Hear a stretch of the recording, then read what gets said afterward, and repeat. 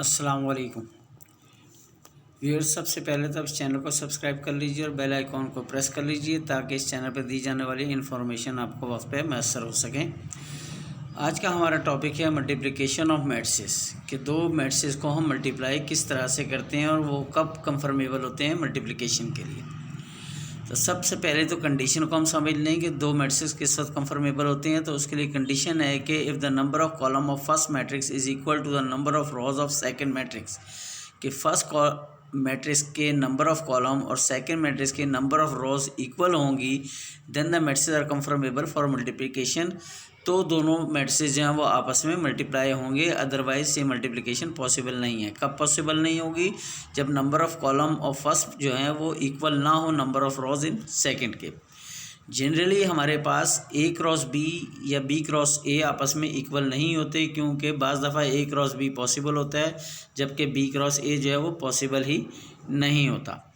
इसके बाद हम ये देखेंगे कि प्रोसेस क्या है मल्टीप्लिकेशन का। तो उसके लिए पहले ये समझ लीजिए, सबसे पहले हमारे पास जब दो मैट्रिसेस होंगे ए और बी, तो हम उसमें ये चेक करेंगे कि ए के नंबर ऑफ़ कॉलम और बी के नंबर ऑफ़ रोज इक्वल होने चाहिए। अगर वो इक्वल होंगे तो फिर हम उनको मल्टीप्लाई कर सकेंगे।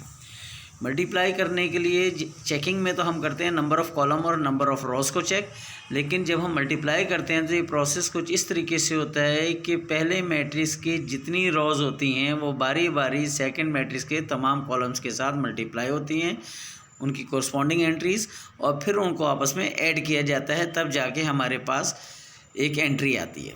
ठीक, तो कहता है during the process of multiplication each entry of each row of first matrix will be multiplying by the each corresponding entry of each column of second matrix and the resultant will be added to each other.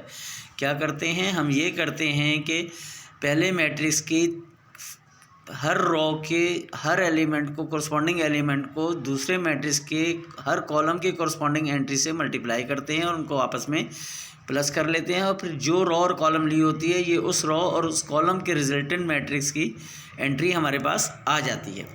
सारी बात आपको ज़्यादा clear होगी example से। तो example देखिए, हमने लिया है ए ली है 2 - 1 3 5 और बी ली है 1 0 5 2 3 6।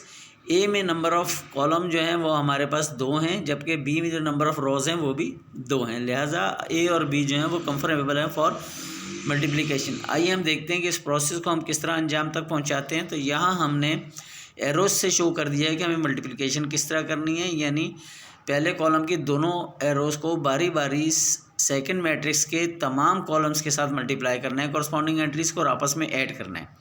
जिस तरह के अगर हम फर्स्ट रो लें तो हमारे पास आ रही है 2 - 1 और सेकंड मैट्रिक्स यानी बी मैट्रिक्स का जो फर्स्ट कॉलम आ रहा है 1 2, तो फर्स्ट एंट्री फर्स्ट से मल्टीप्लाई हो रही है और सेकंड से। इसी तरह हमने लिखा है 2 × 1 प्लस -1 × 2, क्योंकि ये दो एंट्रीज जो आएंगी ये दोनों ऐड होके फर्स्ट रो फर्स्ट कॉलम की एंट्री बनाएंगी।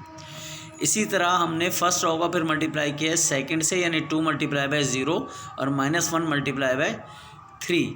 इसी तरह तमाम एंट्रीज़ को हमने मल्टीप्लाई किया है और मल्टीप्लाई करने के बाद उनके बीच में प्लस का साइन डाला है। अब हम इसको सिंप्लीफाई करते हैं। जब हम सिंप्लीफाई करते हैं तो +2 और प्लस ऑफ -2 आ रहा है हमारे पास, और 0 प्लस ऑफ -3 आ रहा है। नेक्स्ट एंट्री आ रही है 10 प्लस ऑफ -6, उसके बाद आ रही है 3 प्लस ऑफ 10 और 0 प्लस ऑफ 15 और 15 प्लस ऑफ 30।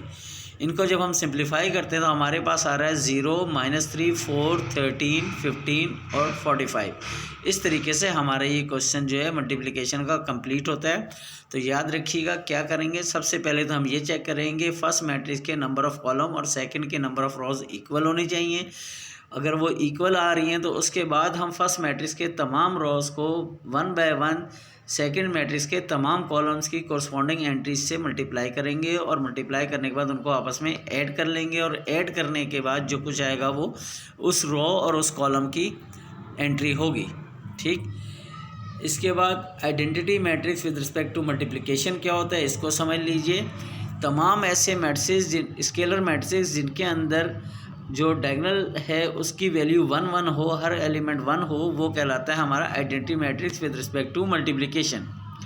कहता है scalar matrix whose all principal diagonals entries are 1 is called identity matrix. वो स्केलर मैट्रिक्स जिसके तमाम प्रिंसिपल डायगोनल्स की तमाम एंट्रीज 1 होंगी वो कहलाएगा आइडेंटिटी मैट्रिक्स, जैसे कि हमने यहाँ पे दो मैट्रिक्स लिए हैं, एक 2x2 का है और एक 3x3 के, दोनों आइडेंटिटी मैट्रिक्स हैं।